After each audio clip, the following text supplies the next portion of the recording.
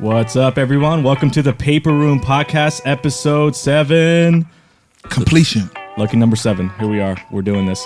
Hey, this is a young adult podcast designed to kind of just talk about things that young adults deal with. They're processing so many questions. Who do I want to marry? What job do I want to go to? Where do I want to go to school? All kinds of crazy things in life. And so our goal with the Paper Room Podcast is to help young adults navigate the craziness of life while following Jesus. And so we're hoping to give some helpful tips on how to do that, and also just ways of following Jesus. And today's going to be a really fun conversation. So here's what we're going to do. We have some good news and some sad news today. I'll start with the sad news first. Yes. If you guys are watching right now on YouTube and not listening on Spotify, you notice that Isha is not here. And so we are just sad that her voice is not going to be on today's episode. But she right now, as we were recording this episode, is on vacation mode. She is ruthlessly eliminating the hurry, as Notorious JMC would say it. So she's on rest mode. And we asked her, hey, can we record an episode without you? And she was like, bet, do it up. But just quote me at some point. So I'm going to do that a little bit later. And so Isha's not here, but we have two amazing guests with us today. Obviously, we have our other host, Pastor Nick. And then we have Senior Pastor. Ooh, wow. Chris DuPree. Senior pastor, and he just had a birthday, but he's not a senior citizen. That's true. That's also true. Yeah. You want to clarify that for those who are also, maybe just listening and not watching. And then we have also our brand new young adult associate, Isaac Zavala with us. Ooh, what's up? Saying what's up to everybody there. And so today's going to be a fun conversation. With Isaac kind of jumping into this ministry role of young adult associate. One thing that we want to talk about is just kind of like how to step into a ministry calling. I know for you, Isaac, as you've kind of shared your story a couple of different times, you've been serving in a volunteer position at a church, now with BT for a while too, which is extremely important, right? Volunteer at your church, you're called to a local church and serve it. But now you stepped into a kind of vocational ministry aspect where now this is stepping into your career type of thing, and you're 2 weeks into it. And so just a quick question, like how are you feeling about all this right now? Well, I mean, first and foremost, I, number one, blessed. Number two, didn't think I would ever be given any kind of opportunity to pursue vocational ministry, full time. So that alone is a huge blessing. Secondly, just I'm excited. I'm always fired up, that. And it's been challenging. It's been a challenging 3 years. Yeah. 3 years. I know you guys have been in ministry way longer than I have, but it's been interesting. It's been challenging, but nonetheless rewarding. That's awesome, bro. I love it.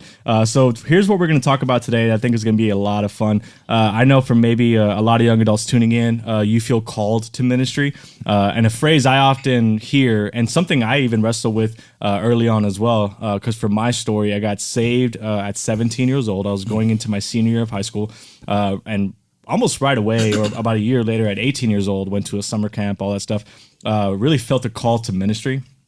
And what I wrestled with was I'm called to ministry, but I don't know what that looks like. Like what aspect, what area of ministry. And I think I've heard that from young adults a lot before is I'm called to ministry. I don't know what that looks like. And so today's topic, we're going to talk about what I wish I knew when I started ministry. Like what are some things that I wish I knew when I started ministry, and kind of even look at some just things that I've learned along the way, things that we've learned along the way. We have some seasoned veterans on this podcast right now that I'm excited to hear from. And so he's talking about you. He said seasoned, not senior veteran. That's true. Yeah, okay. It's very, very different. Okay. And so, Nick, starting off with you, at what age were you called to ministry, and what age did you maybe start vocational ministry, like as your career? Yeah, so I was, I submitted to my call at 19 in college on the campus of North Carolina Central University. That's when, I sat down, met with my pastor, went through their whole process, preached in the black church, they call it preach your trial sermon, all of that. That was 19. And then I got into vocational ministry at about, 23, 24. And have been ever since. I like it. And how many years of ministry have you been in so far? I'm not going to ask how old are you. 17. 17. 17 years of ministry. 17 years of ministry. Love it. Chris, for you, what about you? When were you called to ministry? When did you start vocational ministry? How many years of ministry have you been in? Yeah, so I was called to ministry at 19, freshman year of college. I was working at a summer camp then. And so including those summers, which they count, that's 24 years, 22 full-time in the church, though. Love it. Yeah, so that's why I said we got some season. It's 20 years is a long time. That's a long time. Yeah. Man. That is a very. That's good. I started at 7. But and one thing we do also celebrate that you have 22 years of faithful ministry in different ministry contexts as well, just knowing your story. And so yeah, let's kind of get into it. One thing that I love reading in Scripture, the Apostle Paul towards the end of his ministry life, says the famous verse, "I fought the good fight, I finished the race, I have kept the faith." And so as maybe young adults are considering starting in ministry, you may even consider the idea of starting with the end in mind. You think about, how can I do that? How can I fight the good fight? How can I keep the faith? How can I finish the race, type of thing, which is kind of what we're going to get into. So let's just kind of start this off with this, and anybody can jump in, and then Isaac's going to throw in some questions here in a little bit. But what is just something, considering if you think back to your 17-year-old self or 19-year-old self, what is something that you wish you knew when you started ministry? My senior. I would say one of the things that I wrestled with early on was trying to figure out what it meant. What does it mean that I'm called to ministry? Specifically, what does that look like in a very practical sense? Yeah. And I think this is still true today. It looks a little different than it did 24 years ago. But when I first felt that call to ministry, I was working at that summer camp. And so I just said, that's got to be what God's called me to. Yeah. I'm going to work at a camp till I die. Wow. And it wasn't a bad thought. And then, I became a biblical languages major, which it's good that I'm in ministry because I could do nothing else with my degree. And I just really enjoyed that study. And my professor that I had for Greek was just a really awesome man of God. And so I thought, that's what I'm going to do. I'm going to get the degrees I need to be a Greek professor and teach college students. And I've done neither of those in my vocation. And so I just felt this pressure to because people, you called a ministry, and I felt people would ask me, "What is it? Well, are you gonna be a pastor? Are you gonna work in the church?" And so I had to have this answer. It's okay to just know you're called and to give it time to flesh out what that's that very means. good. Wow. Yeah. But I felt this pressure that I had to have answers. That's good. It's interesting. Like I feel like that mindset though of all right, you're in camp. You're in. I'm gonna be here forever. You're in college. You're in. I'm gonna be here forever. I'm gonna teach students. Because I think some people often in ministry look at the next step. Or where am I going to go after this position? Almost like a ladder type of thing. But I feel like when you're in that ministry moment, that allows you to stay in that ministry moment. I'm here until God calls me somewhere else. I know one of the quotes that really stuck to me, I was reading a book by H.B. Charles, I think on pastoring. And he said, people often pastor 3 churches at the same time. It's the church they used to be at, the church they are at, and the church they want to be at. Yeah. And that wrestling with that calling is you're thinking about your past, you're thinking about your future, and then you often neglect where you are. Yeah. And And so I've think that's taken the that benefit of mindset to, the early missionaries back in the day, when they would go overseas or to the mission field, they would have their luggage in their coffin with them. Yeah. Just prepared to be here for the long haul to whenever. And I think that's a good posture to have, but also to, like Chris said, not worry about having to have it figured all out, Yes. Right? So Yeah, and I think that's a big struggle is that people feel like they have to have the perfect plan laid out. I saw a meme this morning, and it kind of went into a little bit what you talked about yesterday. Man, young adults 25, 27, you think you're going to be this and that, and you're eating chicken nuggets right now. Is what you said. I saw a meme. Do what? That's bad? Oh, not at all. Oh, okay. Yeah, not even a little bit. I saw a meme this morning. It said, at 25, I want to buy a house. I want to have this and that. And then it was a cartoon of somebody holding a shampoo bottle with water running into it, just to try to make it last, Yeah. And so that's what they're actually doing at 25. And so I love that. Something you wish you knew when you started ministry, Nick? Woo! Man, something I wish I knew when I started ministry is saying yes to God is a very dangerous thing to your dreams. Because oftentimes, when you submit and you say yes to ministry, like we said, we have a plan. We have a path of how this gonna go. And you know what? I'm gonna get my ministry job and I'm gonna study and I'm gonna love these people and but God sometimes calls you to places where, you know, you have the great seed of the word. Mm-hmm. You're a diligent farmer, but you know, it's hard to grow oranges in Alaska. You know what I mean? Yeah. But God has called you to Alaska to say, hey, trust me here. And you know, I said yes to God, and you know, I was ready to run and do crazy things, and you know, I wasn't seeing the fruit that I thought I would see. Yeah. And you know, you get discouraged, and you start to even question your call. Like, am I called? Like this? You know, I thought you preach a sermon, 3,000 people gonna get saved. You know, but I got this Jeremiah anointing. You know, nobody want to hear what I got to say. Yeah, that's funny. So saying yes to God is dangerous to your dreams. But you know, God does above and beyond all that we can ask, think, or imagine. So he goes beyond our dreams. So, you know, I wish somebody just would have told me that, you know what, saying yes to God, like you are going to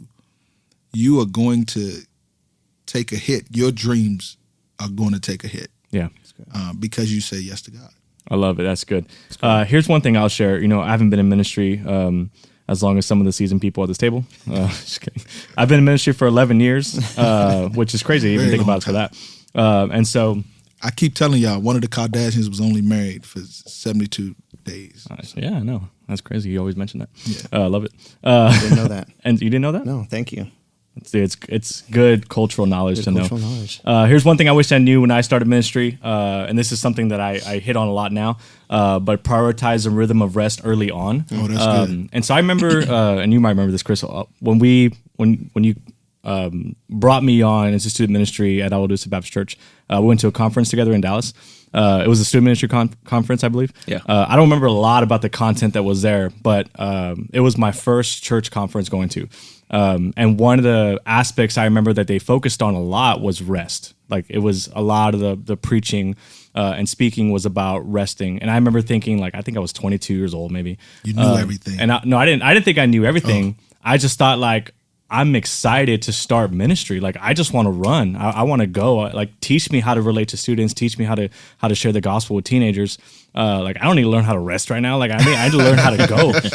And that was my mindset. And I enjoyed, still like learning from the conference speakers and things like that. But that was what I remembered is like, I need to learn how to go, not learn how to rest.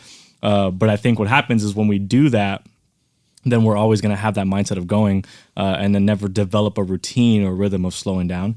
And then we often slow down when we feel burnt out. And at that point, it's almost like too late. Yeah, and it's because we feel like, just because we called in, we working for God, we feel like we got to earn rest. Yeah. Right. Oh, rest ain't nothing we got to earn. Yeah. We're commanded to rest. That's like good. It's an act of obedience, Right. So yeah. I could have used that lesson too. Yeah, and so now I love resting. I don't do anything. No, I'm just kidding. My nap time's in 20 minutes, by the way. You haven't prioritized on your schedule.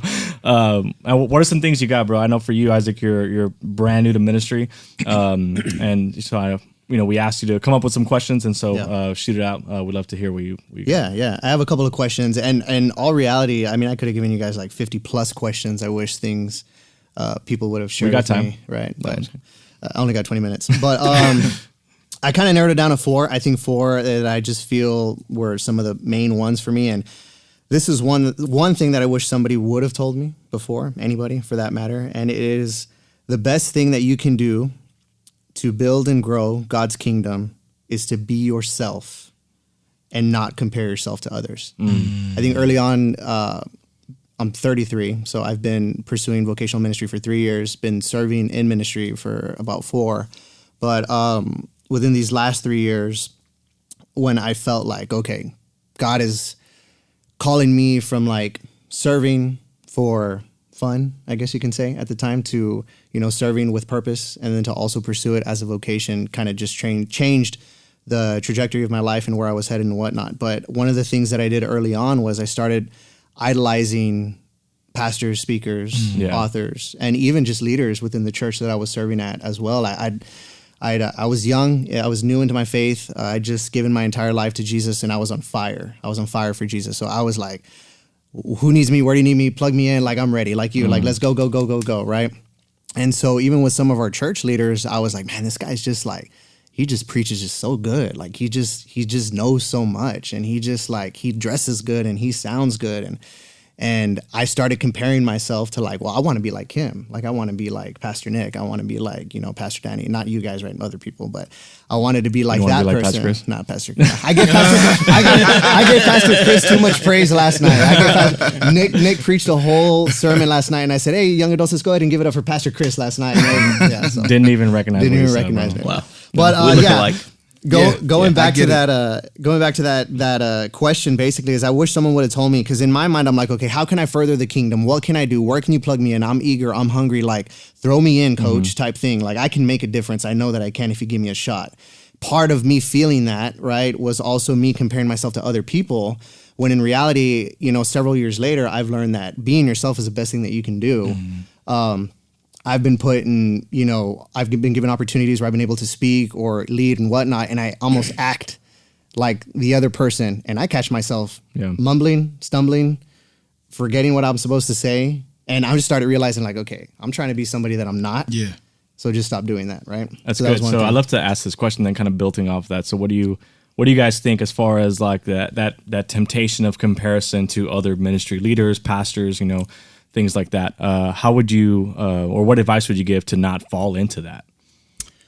Yeah, that's a great point that Isaac makes, and I think we live in an interesting time where there's this tension, because like when I first felt called to ministry, it was a unique season in the fact that, so this is going to sound super old, I was too young to get in. So like the generation before me, if you want to listen to your favorite preacher, you got a cassette tape, right? Okay. Can you explain to our... What exactly I'll bring one in next time and I'll show it. So give it time. It's going to be super cool, I promise. Everybody dressed like the 90s already. Like a year. Coming back. So that's how you ordered these cassettes or whatever. But like I had a CD player in my car, right? No, I have to explain that also. But Can you also... So I didn't access that, but content online wasn't really readily available. And so when I got my first few opportunities to teach or to speak, like I couldn't listen to anybody. That's good. And so, unless I was the pastor of the church I went to or the university minister, and so it was good. That's a plus too. Yeah, no, it was. Right. I mean, I had to develop my own voice. Interesting. Right. Ooh, that's good. I say all that. The availability of content is not a bad thing. It's not at all. But what Isaac just said, what I'm getting at is my first decade of ministry was the proliferation of online content.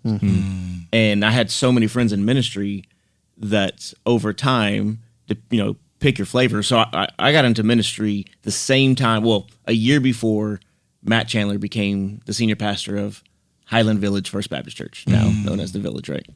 And it was just a matter of time before I saw all of my friends doing big hand motions.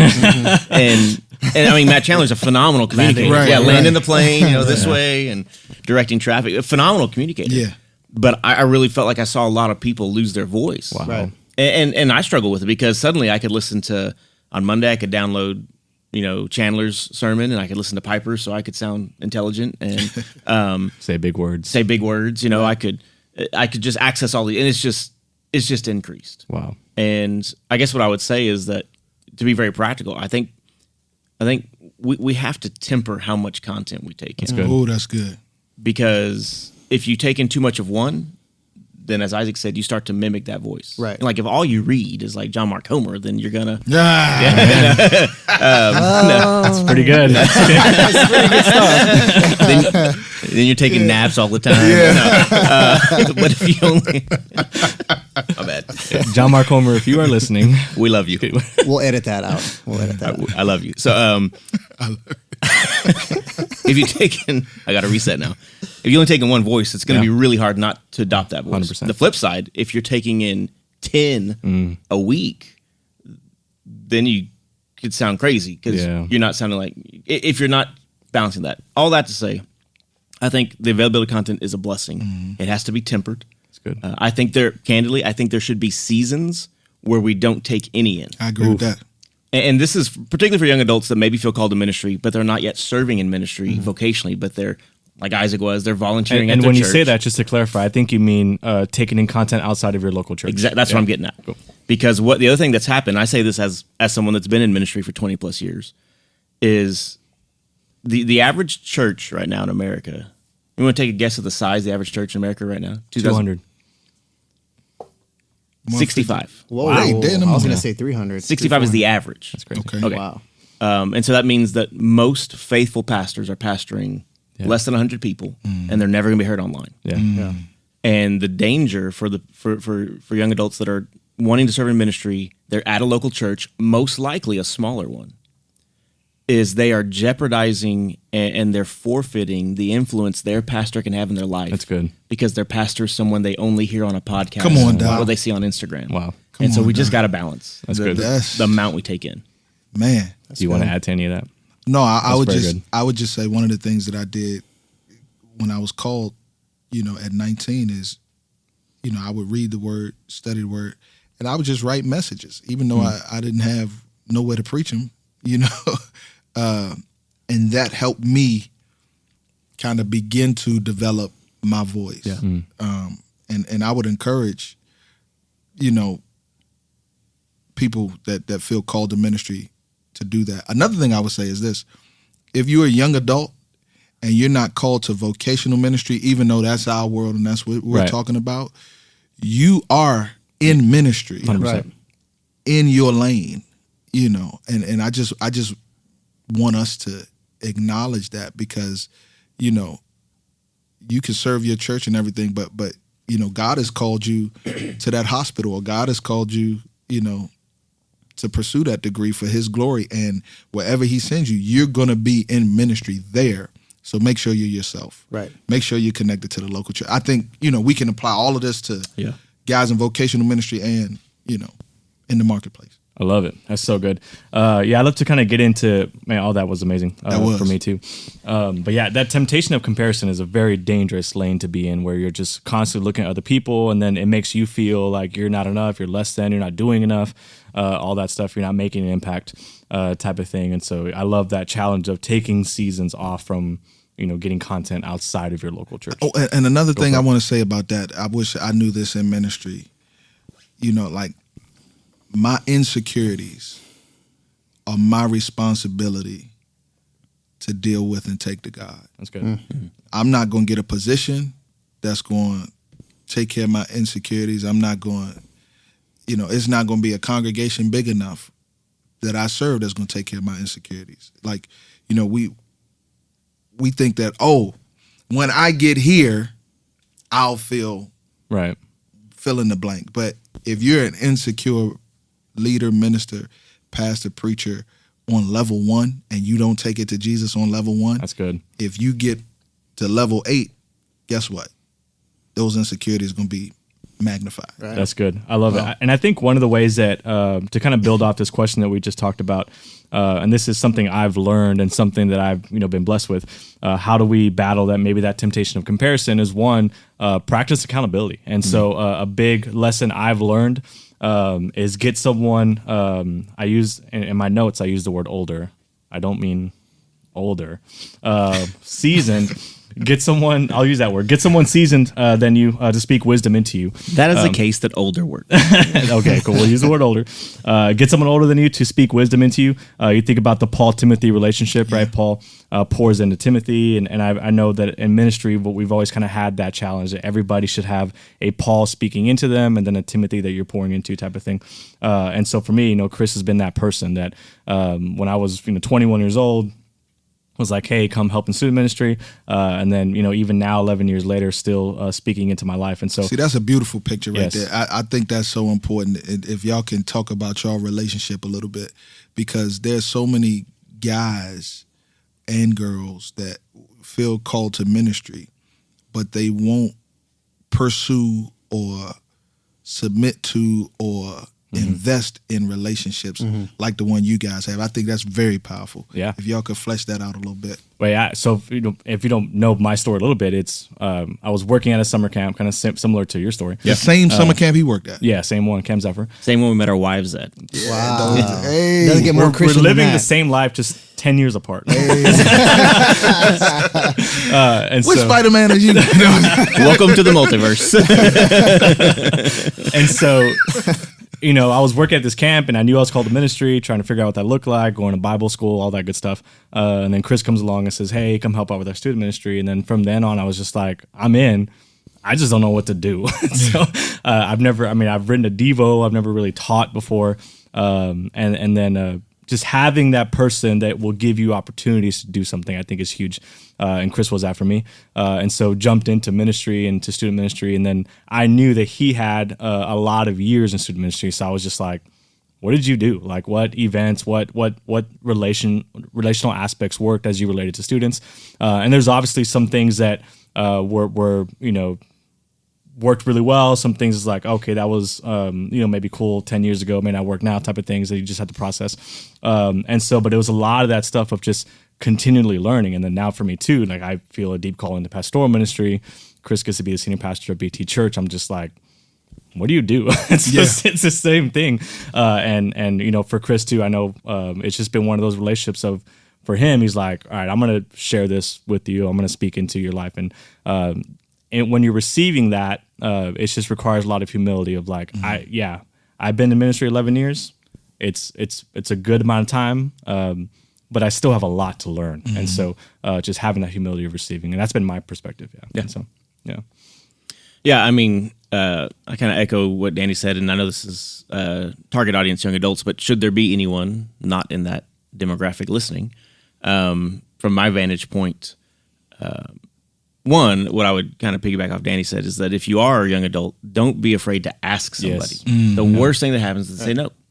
100%. That is the worst thing. Yeah. And that sucks, but Yeah.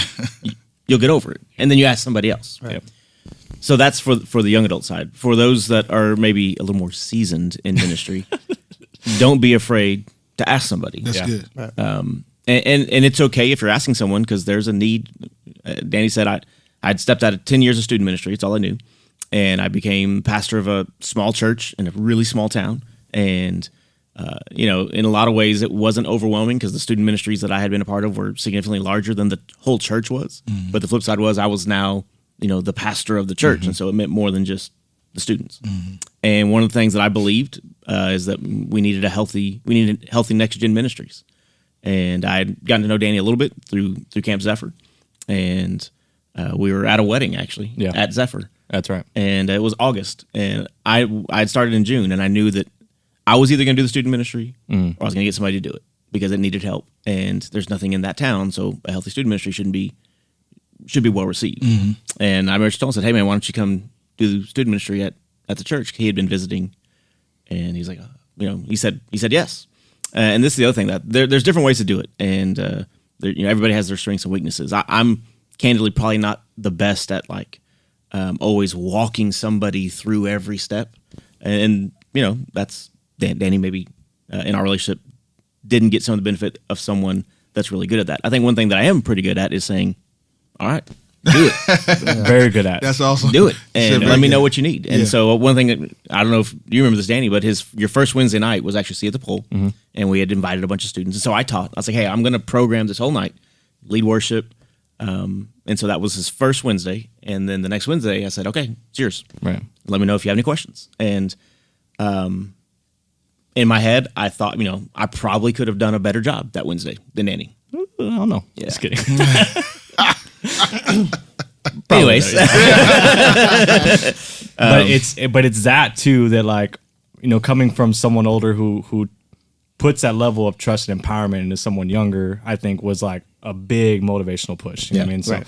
So yeah, if you are, someone who's listening that you have young adults in your church or something like that, man, empower them. Yep. Empower them. Trust them. yeah, They are trust not a Let threat. them run. Yeah. They are not a threat. Trust them. Release them. But also I would say, if you're a young adult, you have to understand you're called, right? But you're also in a context. And so you need to steward your influence very well. Humility, honor.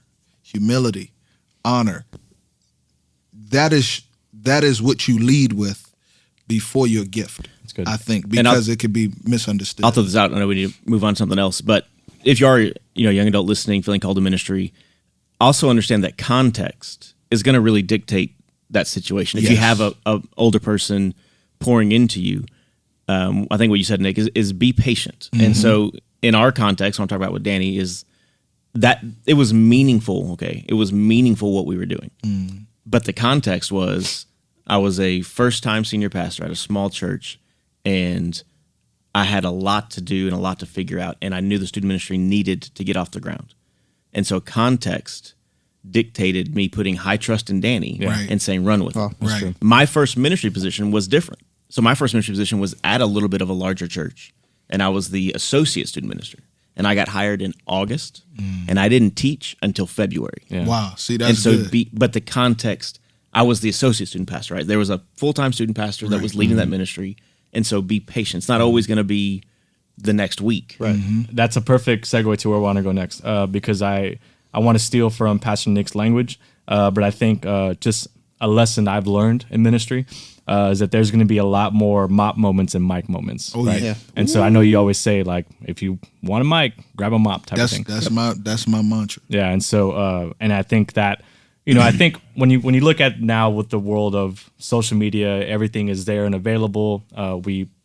In general, we throw everything that's best on social media.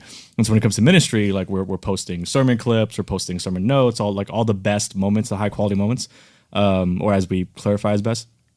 But so much of ministry is listening to somebody who's struggling, praying over people, and all those things, like the shepherding of people. But we prioritize or highlight really the moments of on a platform type of thing. And so, I think a lesson in ministry is it can look glamorous, but it's also very, very difficult.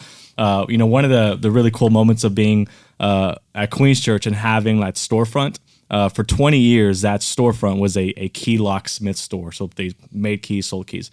And, that's what the neighborhood knew it was. So every time that we were there, somebody opened the door, they would say, y'all make keys? And we're like, we don't make keys. We got the keys to the kingdom. We got the key to right? And so we never said the key of David. And so but then they'd be like, what is this? And we're like, oh, we're a church. And they're like, I got some questions. And then it was like an hour, 2 hour, sometimes 3 hour long, just counseling moment right then and there. And so those are, the moments where it's just like, we don't glamorize that stuff because it's feeling that weight and burden of what people. What did you do your first week with me? My first week with you, rest. No, what a second week with me. What did we do on that Friday? We went out. We were passing out. No, the other one. Which other Friday? Maybe you should just tell him what he did with you. Oh yeah, the funeral that Friday. Yeah, That Friday. That was what I did in my first week.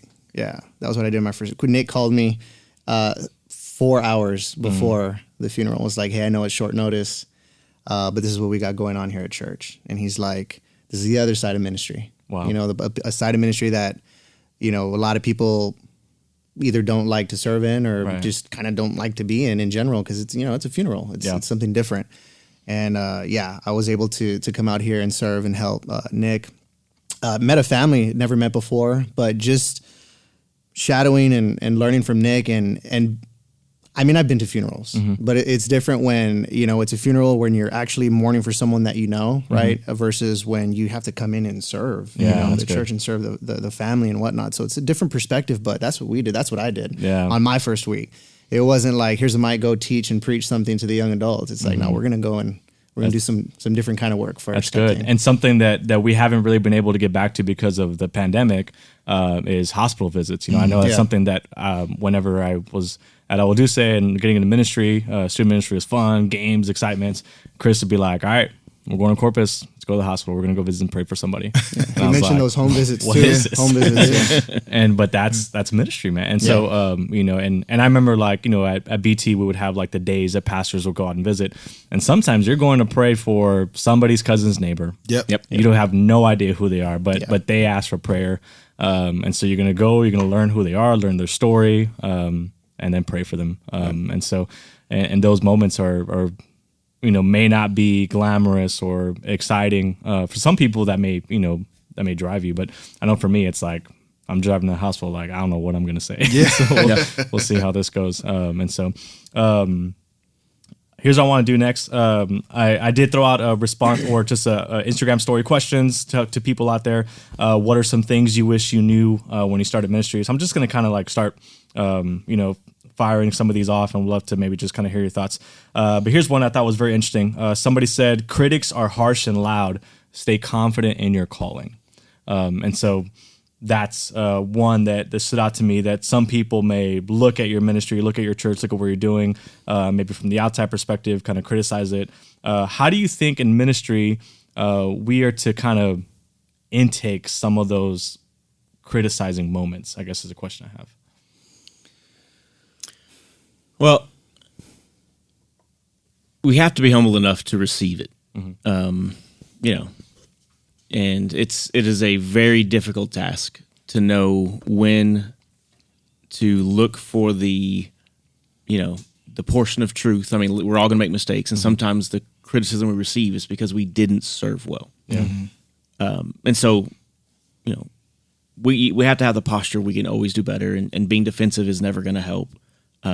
Never underestimate the power of the words "I'm sorry." Right. And I think people struggle with that because to apologize, to say I'm sorry, isn't actually to admit that I'm wrong. It's to say I'm sorry that you were hurt. Yeah. I may not agree that I'm at fault. Right. But sometimes our pride creeps up and we don't want to say those words. But the other side, I would say, is just that, in my experience, a lot of the criticism is not constructive. Yeah. And it is difficult. I don't do it well. But you just got to file 13, put that in the trash can. And It's great because that's the criticizing moments are often a lot of 100 people can celebrate you. Yep. One person criticizes you, it's and that just stays changes with the you. game. Yeah. Yeah, and it hurts. And so, this one's a good one, but we kind of talked about it already. But ministry off stage is more important than ministry on stage. I thought that was a good point.